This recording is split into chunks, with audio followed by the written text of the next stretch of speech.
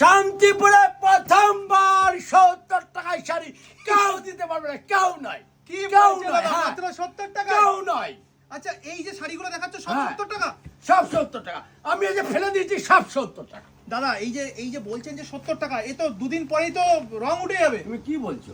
রঙের গ্যারান্টি দিচ্ছে? হ্যাঁ। রঙের গ্যারান্টি? হ্যাঁ। পাক্কা 12 হাত কি হবে? হ্যাঁ। মেপে নেবো? একদম, মেপে দিতে পারবেন? হ্যাঁ। চলো ধরো, তুমি মাপো।